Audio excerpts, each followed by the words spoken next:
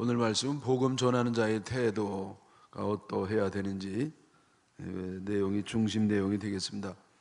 오늘 읽어드릴 말씀은 굉장히 복잡한 것 같고 여러 가지 산만한 주제가 있는 것 같습니다만은 잘 들여다보면 복음 전하는 자의 자세가 주제가 됨을 알 수가 있겠습니다.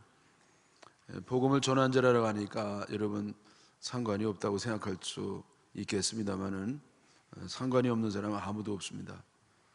우리가 예수님 믿는 사람은 복음을 전하는 자거든요. 왜냐하면 복음은 바로 예수님인데 그 예수님을 믿는 사람은 복음이 그 안에 있는 사람이고 복음으로 구원받는 사람은 모두 다 복음을 전하는 자가 될 수밖에 없습니다.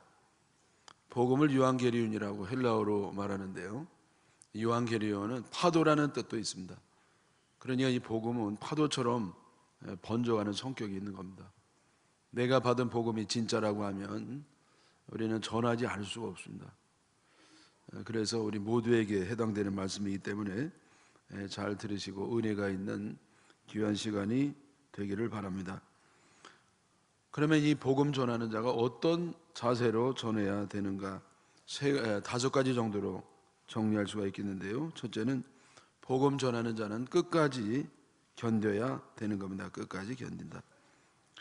고린도서 4장 1절에 그러므로 우리가 이 직분을 받아 긍휼하심을 입은 대로 낙심하지 아니하고, 그러므로는 뭐냐면요, 전장에 연결된 접속사에 해당되는 말씀입니다.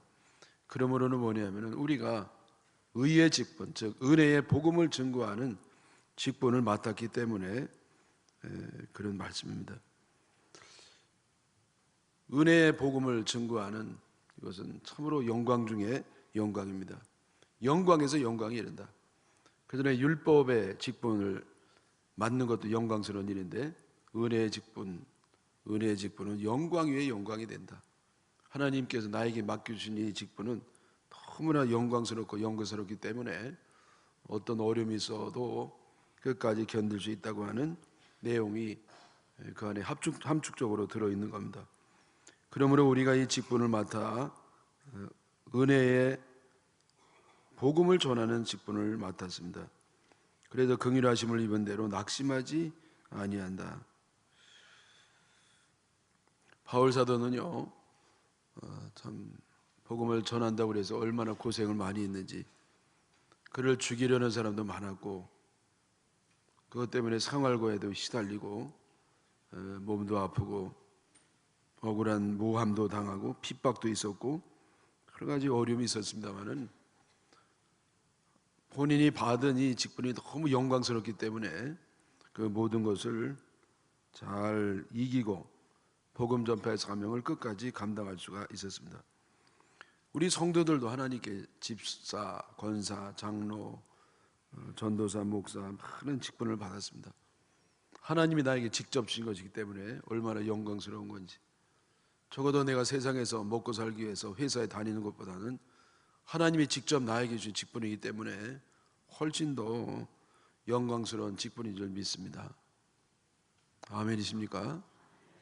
아멘 소리가 쪼만한데요.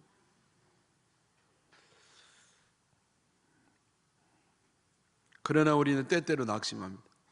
왜냐하면 능력이 심히 부족하기 때문에, 신앙의 인격이 턱없이 모자라기 때문에, 또한 외부로부터 오는 핍박과 비난도 있기 때문에 주님의 일을 한다고 칭찬만 듣고 박수만 받는 거 아닙니다. 때로는 생활의 어려움도 있고요, 오해도 받기도 하고 비난을 받기도 하고 인격 모독에다가 명예가 실추되는 그런 일도 있습니다. 그러면 그러면서까지 하려고 그러겠어요? 더군다나 평신도들이 자원봉사를 하는 건데 뭔가 그런 일이 닥치면은요, 그렇게 하려고 하겠어요? 당장 그만두고 말지요. 그러나 그럼에도 불구하고 우리가 끝까지 견디는 이유는 말씀드린 것처럼 우리에게 직분을 주신 분은 하나님이시고 그 직분이 너무 영광스럽기 때문에 우리는 그것 때문에 잘 견디고 참는 줄 믿습니다.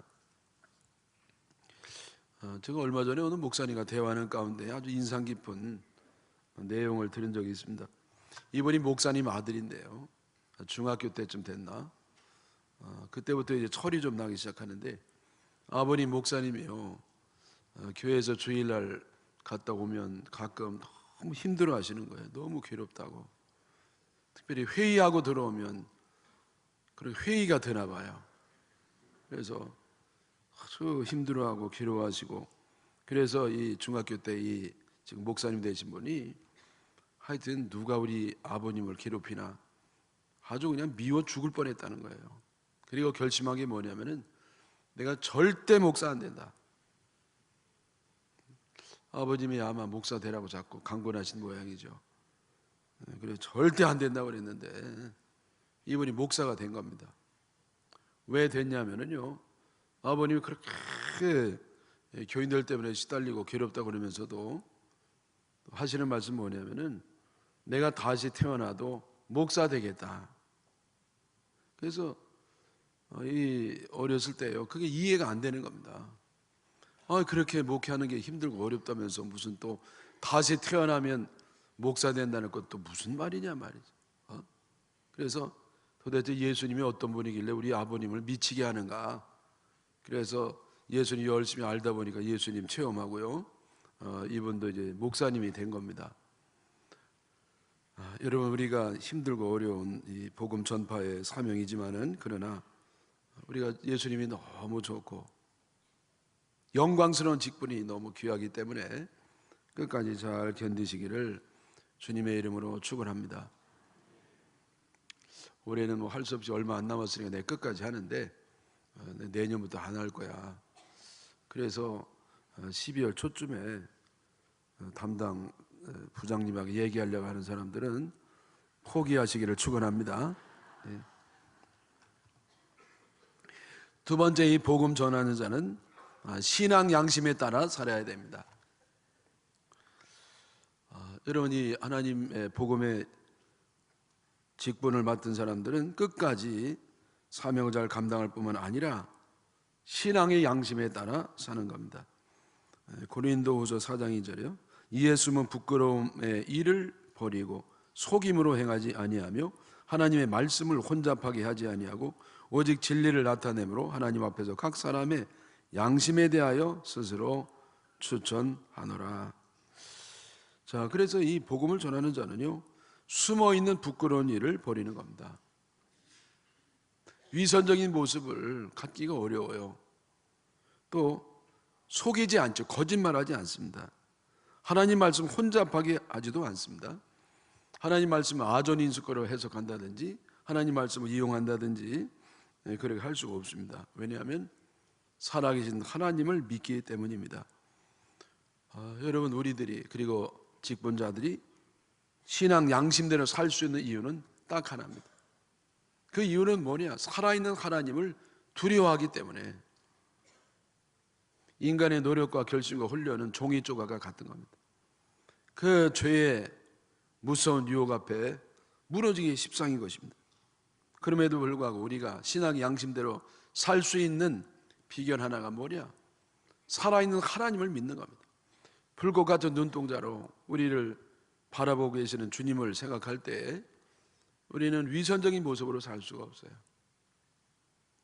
어쩌다가 이렇게 넘어질 수 있겠습니다만은, 그러나 지속적으로 하나님이 기뻐하시는 일을 버리고 어긋난 일로 갈 수가 없는 겁니다.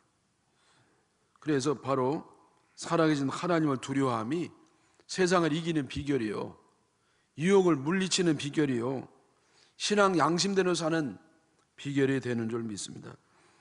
안타깝게도 우리 성도뿐만 아니라 직분자 가운데서도, 심지어 중직자 가운데서도 살아계신 하나님을 믿지 않는 사람들을 볼 수가 있습니다. 찬송도 좀 하고 기도도 좀 하고 안내도 하고 봉사도 하고 헌신도 좀 하고 헌금도 합니다마는, 그러나 하나님을 정통으로 만나지 못하고 살아있는 하나님을 확신하지 않기 때문에 제대로 안 되는 경우가 많습니다. 기초가 없으면요, 올라가는 것 같아도 언젠가는 무너지게 돼 있어요. 왜 자꾸 올라가다가 말고 무너지느냐? 기초가 없단 말이에요. 기초가 뭡니까? 살아계신 하나님을 믿는 겁니다. 그게 최고로 근본적인 것이고 기초인 것이고 출발점인 것입니다. 여러분, 하나님 믿으십니까? 하나님 존재를 믿으십니까? 하나님 살아계셔서 날마다 나와 동행하시고 붉고 같은 눈동자로 나를 살피시는 분이라는 걸 확신하십니까? 그렇다면 우리 신앙 양심으로 살면서 승리의 삶을 사는 줄 믿습니다. 세 번째로, 복음을 전하는 자는 최선을 다하고 결과를 주님께 맡기는 겁니다. 바울 사도가 복음을 전할 때 믿는 사람 많이 있었습니다만은 믿지 않는 사람이 훨씬 더 많았습니다.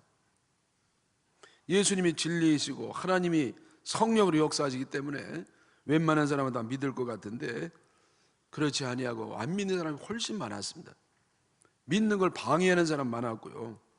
그 무슨 잘못이 있습니까? 바울 사도를 죽이려고 하는 사람도 굉장히 많았습니다. 복음이 전파될 때 구원을 받은 자들에게는 복음이 열려 있고 망하는 자들에게는 복음이 가려 있습니다. 고린도서 4장 4절에 3절, 만일 우리의 복음이 가리었으면 망하는 자들에게 가리어진 것이다. 이 복음이 전파될 때요, 가려져 있어요.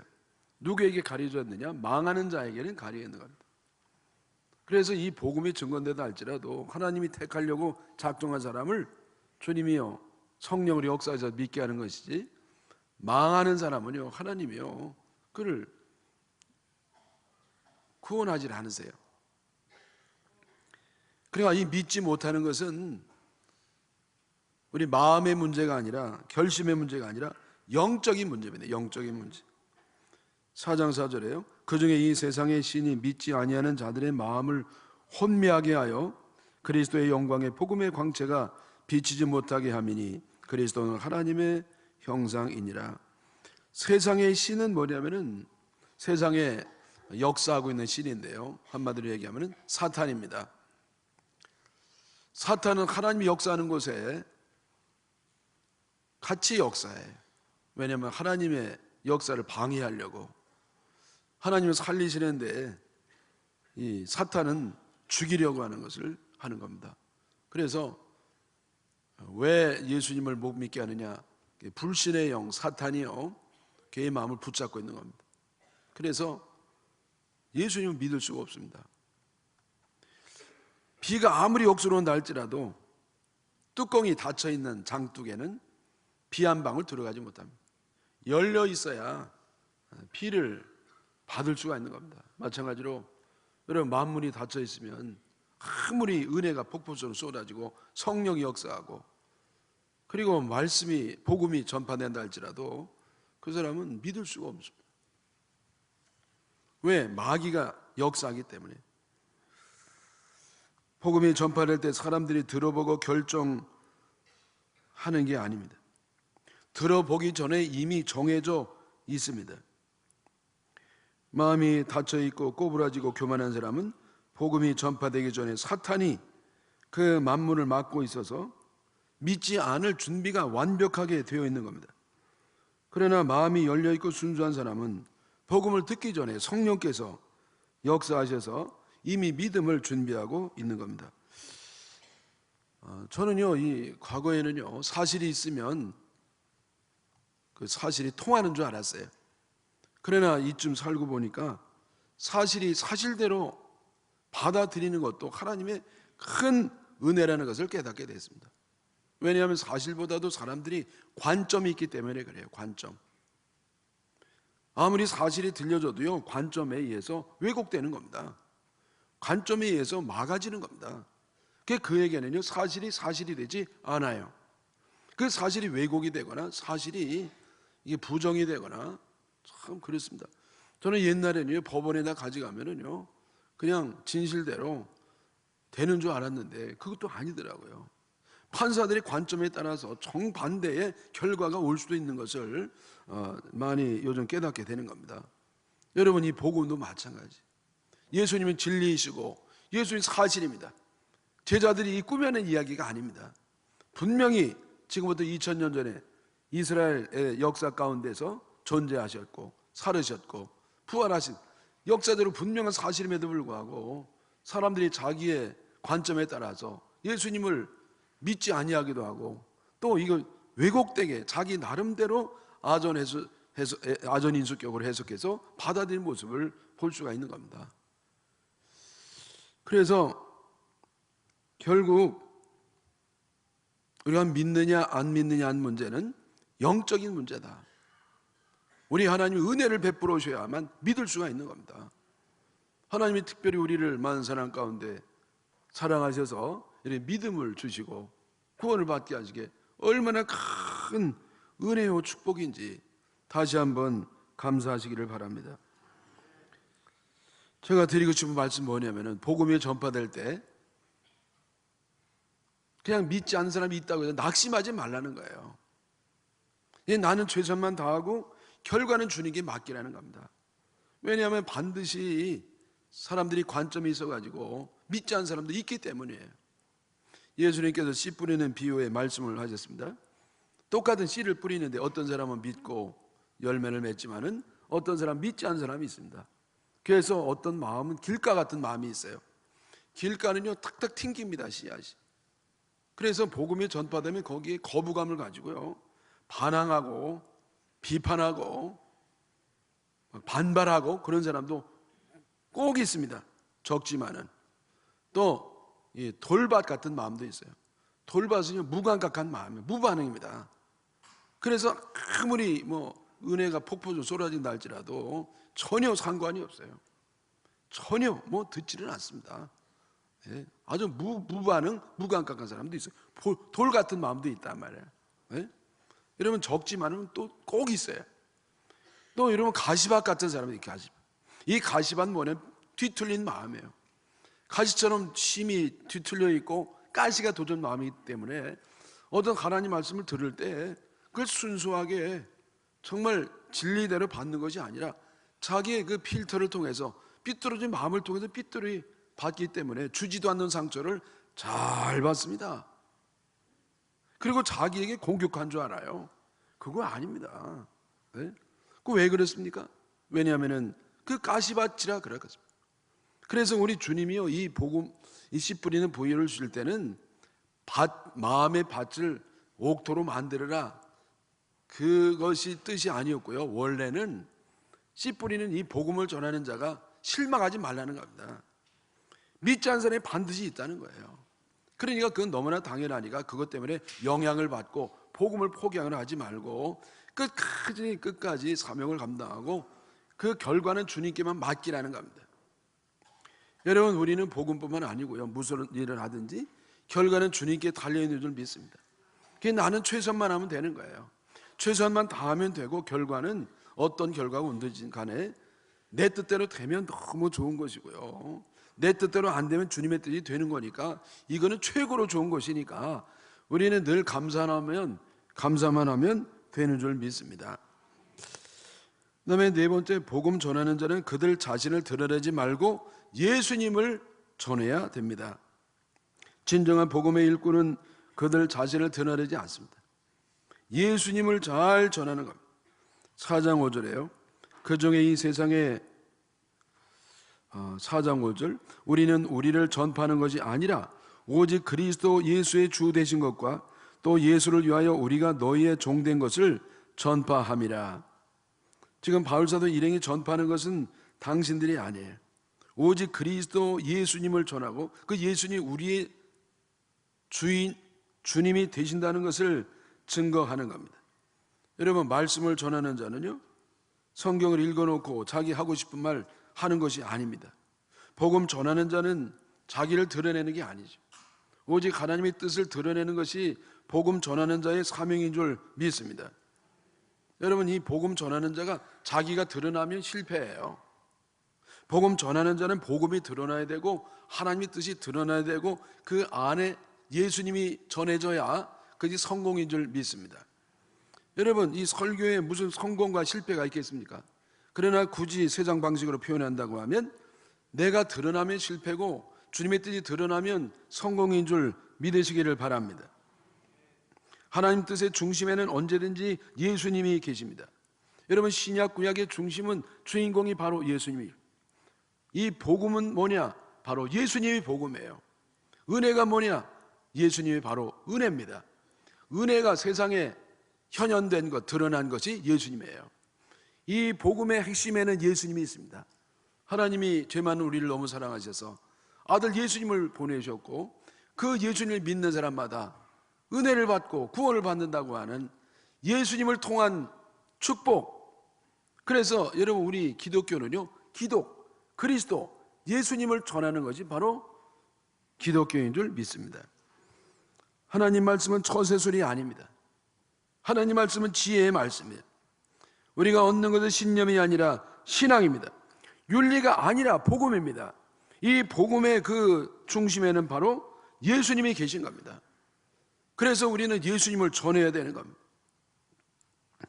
사랑하는 여러분, 우리가 전할 때마다 예수님 언제든지 들어가는 건 억지로 또 예수님 거기다가 이름을 집어넣을 필요는 없습니다.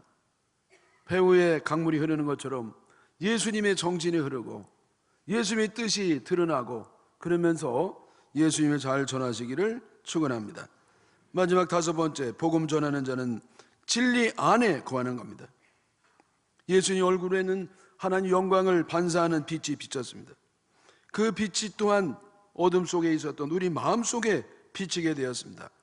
고린도후서 4장 6절에 어두운 데서 빛이 빛이라 말씀하셨던 그 하나님께서 예수 그리스도의 얼굴에 있는 하나님의 영광을 아는 빛을 우리 마음에 비추셨느니라.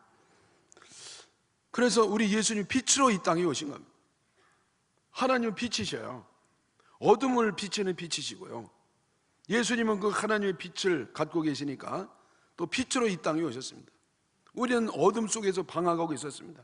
인생의 의미도 모르고, 우리는 어떤 것이 인생의 뜻인지도 모르고 그냥 방황하면서 쓰러지면서 넘어지면서 살았습니다. 그러나 예수님이 어둠 속에 빛을 비춤으로 우리가 인생의 의미를 발견하게 되었습니다. 무엇이 구원받고 살 길인지 알게 되었습니다. 그래서 이제 예수님을 영접하는 사람은 진리이신 예수님에 따라서 진리를 깨닫는 사람이 되는 겁니다. 여러분, 이 종교개혁 정신도 바로 진리로 돌아가자는 겁니다. 뭘 바로잡자는 게 아니에요. 진리의 말씀, 성경 말씀으로 돌아가자는 겁니다. 면죄부를 삼으로 해서 구원받는 게 아니라는 겁니다. 구원을 이렇게 돈 주고 얻는 게 아니라는 겁니다. 성경으로 돌아가자는 거예요. 오직 성경으로. 성경에 뭐라고 써 있느냐? 오직 믿음이에요. 어떤 인간의 노력과 어떤 보상과 자격이 아니라 오직 믿음, 오직 믿음으로 구원을 받는다는 겁니다. 그러면 오직 믿음은 뭘 믿느냐? 예수님을 믿는다는 겁니다. 예수님이 나 대신 십자가에다 돌아가시고 우리가 그 예수님의 보혈을 믿기만 하면 아무 공로도 없고 자격도 없지만은 그러나 구원받는다고 하는 것, 이것이 바로 믿음이고, 이 믿음이 바로 하나님의 은혜를 받는 것이고, 그 하나님의 은혜가 성경의 핵심이라는 겁니다. 그래서 한마디로 얘기하면 진리예요. 여러분, 이 루터가요 뭐 이렇게 바로 잡으려고 하는 게 아니에요. 성경대로 하자는 겁니다. 그리고 은혜로 구원받으라는 거예요. 예수님을 통해서 구원받으라는 겁니다. 여러분, 이게 진리입니다. 진리. 네? 근데 구교에 그걸 놓친 겁니다. 예수님 말하지 않아요. 복음을 말하지 않아요. 저들은요, 어떤 우리의 그 면죄부를 삼으로 구원받는다고 하는 엉터리를, 성경 없는 얘기를 하는 겁니다. 그래서 여러분, 우리 복음을 전하는 자들은요 늘 진리 안에 있는 겁니다. 우리는 빛의 자녀이기 때문에 빛을 벗어나면 살 수가 없습니다. 어둠의 자녀들은 어둠 속에서 사는 겁니다. 그들은 빛을 쬐면 죽습니다. 근데 우리는요, 빛이 없으면 어둠 속에서 시들어가고 어둠 속에 있으면 죽습니다. 그러면 우리는 진리의 빛 안에 있을 때 사는 존재입니다. 왜 우리가 싸우느냐? 사람을 상대로 해서 싸우는 게 아니에요. 우리는 진리를 사수하는 것입니다. 진리를 지키기 위해서 싸우는 겁니다. 우리의 싸움은 혈과이고 사람하고 싸우는 게 아니에요. 하늘에 있는 악한 영과의 싸움이고 진리를 지키기 위한 싸움입니다. 왜? 진리가 나를 살리는 것이니까. 우리는 진리를 벗어나면 죽는 겁니다. 여러분, 진리 안에 있을 때 우리가 사는 줄 믿으시기 바랍니다. 사람들이 어떤 명분을 자꾸 얘기하지만은요, 사실은 기득권 싸움이고 주도권 싸움이고 이권 싸움이고 자존심 싸움이고 명예 싸움 경우가 많습니다. 진리 외에 싸우는 것은요, 어둠 속에서 싸우는 겁니다. 그래서 우리가 어디 맞아도 뭐에 맞았는지도 몰라요. 내가 누구를 때렸는데 누구를 때렸는지도 몰라요. 자기 아군을 때릴 때도 있습니다. 넘어졌는데 어디 넘어졌는지 몰라요. 이게 뭐가 도대체 여러분 소모전이 되고 마는 것입니다. 그래서 여러분 사람하고 싸우지 마시기 바랍니다. 우리는 오직 진리를 지키는 그 이단과 싸우고 그 배후에 있는 영적인 존재 이 사탄과 싸워서 승리하게 되시기를 축원합니다. 결론적으로요, 예수님의 복음을 전하는 사람이 어떠한 사람인지를 말씀하고 있습니다. 복음을 전하는 자는 위대한 사람이 됩니다. 그 사람이 위대하냐 아니냐는 상관이 없습니다. 그 안에 누가 계시느냐가 중요한 겁니다. 그 존재 안에 예수님이 계시기 때문에 예수님이 위대하심으로 그도 위대한 사람이 되고 그 예수님 전함으로 그 위대한 삶을 사는 줄 믿습니다. 질그릇 같은 심령 속에 보배가 담긴 것과 같습니다. 여러분, 질그릇은요 뚝배기라고 할 수 있어요. 이 뚝배기 언제 씁니까? 이 뚝배기는요 음식을 이렇게 열을 좀 오래 보존하기 위해서 뚝배기를 사용하는 겁니다. 곰국을 넣을 수도 있고요, 설렁탕을 넣을 수도 있고, 거기 된장찌개를 넣을 수도 있고요, 아니면 돌솥 비빔밥처럼 그래서 먹을 수도 있습니다. 그런데 거기에 절대 안 넣는 게 있어요. 보석은 넣지 않습니다. 보석은 보석함에 넣는 겁니다. 뚝배기에 보석을 넣는 자는 아무도 없어요. 그런데 여러분, 우리는 뚝배기 같은 우리 속에 보석이 들어간 겁니다. 보석 중에 보석, 세상에 가장 귀한 예수님이 우리 안에 계시기 때문에 이 깨지기 쉽고 싸구려요 평범하고 소박한 우리 존재 속에 예수님 보석이 들어와서 우리는 빛나는 존재가 되는 줄 믿습니다. 여러분, 이 세상에 제일 큰 다이아가 이 주먹만 하다고 그래요. 이거 본 사람 없죠? 어디 숨겨져 있어요. 이걸 뚝배기에 놓을 수 없는 겁니다. 그 보석감 자체가 이미 보석이에요. 여러분, 이 진주가 제일 큰 게 사람 머리만 하대요. 필리핀 앞바다에서 이걸 발견했다는데 좀 보고 싶은데 못 봐요. 어디 막 숨겨놓습니다. 제가 이번에 보스턴 가가지고 그 근교에 있는 조나단 에드워드 상가에도 가보고요. 이분이 미국의 부흥을 주도했던 그런 훌륭한 목사님이십니다. 14살 때 예일대학을 수석으로 들어가셨고 수석으로 나왔어요. 그리고 지성이나 영성이나 아주 세계적인 천재가 이분이신데요. 그분의 친필을 제가 봤어요. 벌써 한 150년 전의 이야기인데, 그래서 이 친필이 어디 있냐면요, 그 시립 도서관에 있더라고요. 그래서 한국에서 목사가 왔다고 그래서 특별히 이제 보여주는 겁니다. 그냥 있지 않아요. 저 특별히 서고 그 안쪽이 어디인지 알 수 없어요. 그냥 제가 사서와 함께 따라갔거든요. 그랬더니 다른 방으로 갔습니다. 근데 다른 방으로 가더니 또 더 깊은 방으로 혼자 들어갔다 나왔어요. 그걸 가져왔는데요, 그걸 보여주는데 A4 용지보다도 조금 더 큰 그런 거기에 설교를 쓴 게 있는데 그냥 너무 깨알같이 쓴 겁니다. 이게 너무 글씨가 작아가지고 볼 수가 없어요. 왜냐하면 종이가 귀한 시대이기 때문에 깨알같이 팍 적었습니다. 예? 제가 거기에 손을 이렇게 대고 기도를 했어요. 하나님, 이 목사님 같지는 아니랄지라도 이런 영성을 저에게도 주시옵소서. 근데 참 은혜를 많이 받고 왔습니다. 예? 여러분, 어떻게 보면 별것도 아닌 건데요, 그걸 그렇게 깊이 숨겨두고 있는 겁니다. 여러분, 예수님은요 너무 귀한 분이에요. 세계에서 가장 귀한 분이시고 보석 중에 보석이 되는 건데, 질그릇같이 이렇게 부족하고 허술하고 깨지기 쉽고 연약한 우리 속에 예수님이 계심으로 우리는 보배가 되는 줄 믿습니다. 존재는 그 용기가 결정하는 게 아니에요. 그 안에 무엇이 들어있는지 결정하는 겁니다. 우리 예수님이 안에 있는 사람은 예수님이 위대하시기 때문에 그런 위대한 존재가 됨을 믿습니다. 내가 얼마나 공부 많이 했느냐, 내가 얼마나 많은 걸 가졌느냐, 내가 얼마나 명예가 있느냐, 그거와 별도로 내 안에 예수님이 계신 사람은 위대한 삶을 사는 줄 믿으시기를 바랍니다. 어떤 아줌마가요, 키가 130cm 조금 넘어요. 초등학교 애들 정도 그런 크기밖에 안 됩니다. 이분이요, 아버지가요 술을 잡수시고요, 애가 태어난 지 이제 3일밖에 안 됐을 때 애를 집어던졌어요.